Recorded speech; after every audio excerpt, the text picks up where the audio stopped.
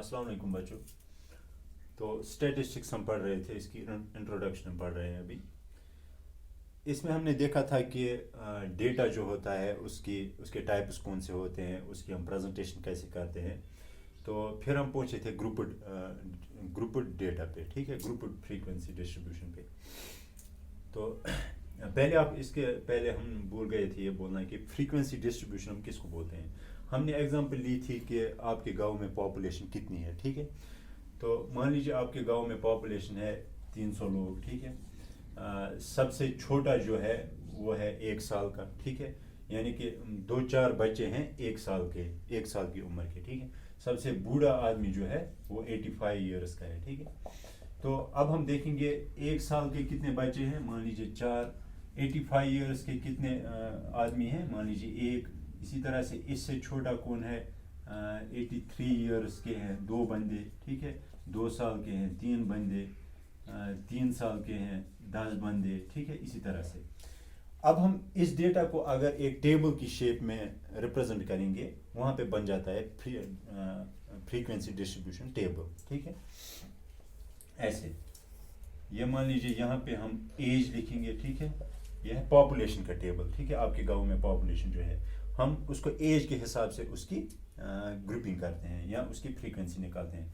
मान लीजिए ये है एज, यहाँ पे हम लिखेंगे नंबर ऑफ पीपल, इस एज के कितने लोग हैं, ठीक है। नंबर ऑफ पीपल ही हुआ फिर फ्रीक्वेंसी, ठीक है। ये और ये सेम है।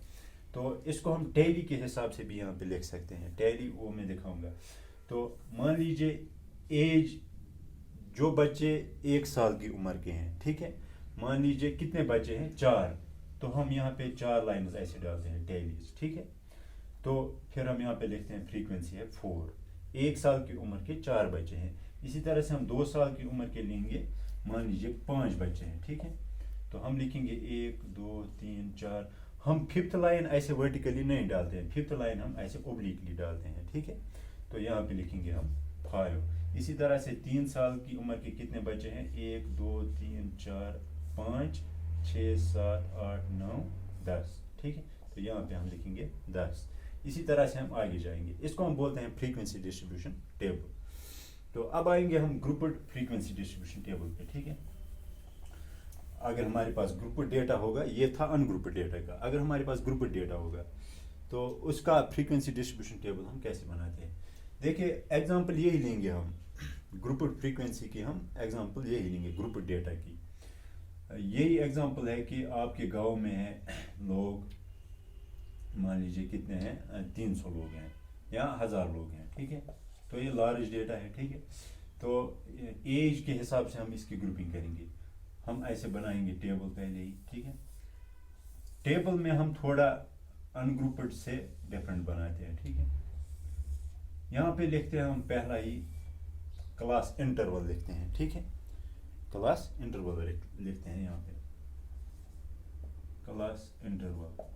क्लास इंटरवल में क्या हम लिखेंगे, देखिए इतने 150 लोगों को हम रिप्रेजेंट इजीली नहीं कर सकते हैं, इसलिए हम इनके ग्रुप्स बनाते हैं। हम ग्रुप्स कैसे बनाते हैं, हम लेंगे कि 1 साल की उम्र से लेके 10 साल की उम्र तक कितने बच्चे हैं। हम लेंगे 1 एज, क्लास इंटरवल होगा एज के हिसाब से, ठीक है। 1 to 10 ईयर्स ओल्ड कितने हैं, फ्रीक्वेंसी हम लिखेंगे यहाँ पे, ठीक है।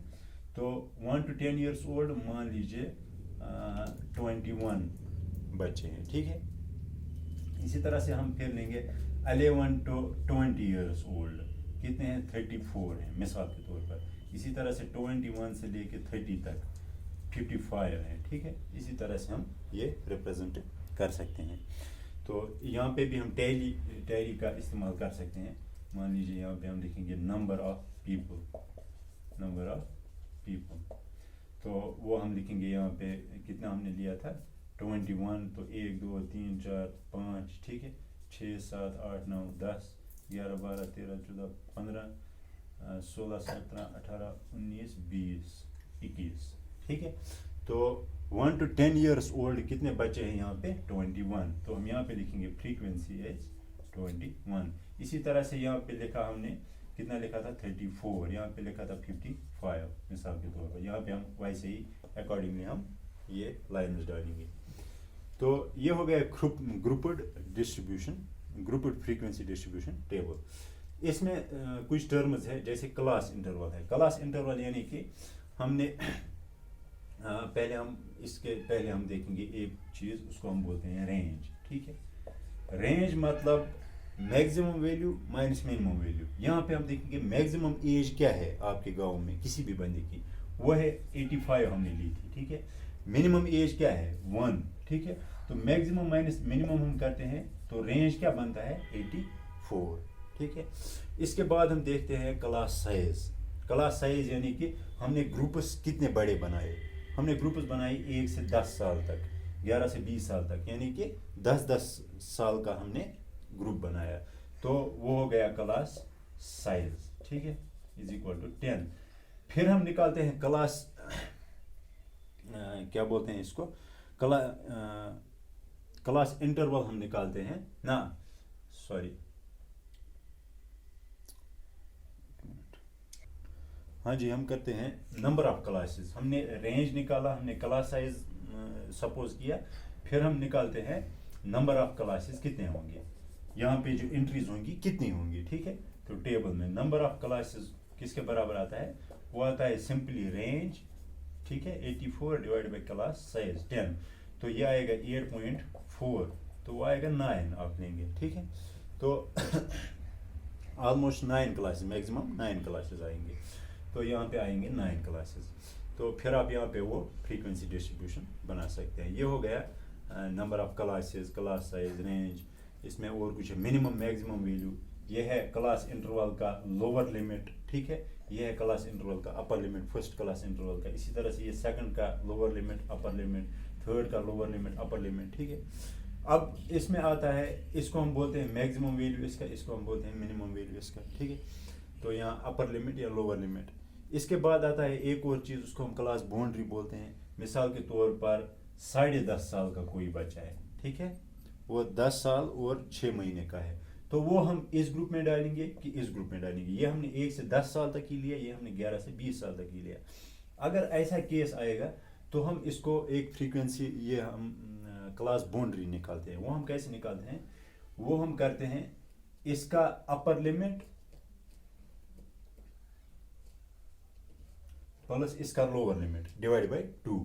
اس کا سیکنڈ کا لوور لمٹ تو ہے 11، فرسٹ کا لوور لمٹ، فرسٹ کا اپر لمٹ وہ ہے 10 ڈیوائڈ بائی 2. یہ آئے گا 21/2، یہ آئے گا 10.5. تو ہم پہلا لیں گے ہم 1.5 to 10.5، دوسرا لیں گے ہم 10.5 to 20.5، تیسرا لیں گے ہم 20.5 to 30.5. ٹھیک ہے، تو یہ بنے گا نئے فریکوینسی ڈسٹریبیوشن ٹیبل. تو اس میں 10.5، 11.5، 12.5 یہ سارے انکلوڈ ہو جائیں گے. ٹھیک ہے، تو یہ ہو گیا گروپڈ فریکوینسی ڈسٹریبیوشن ٹیبل.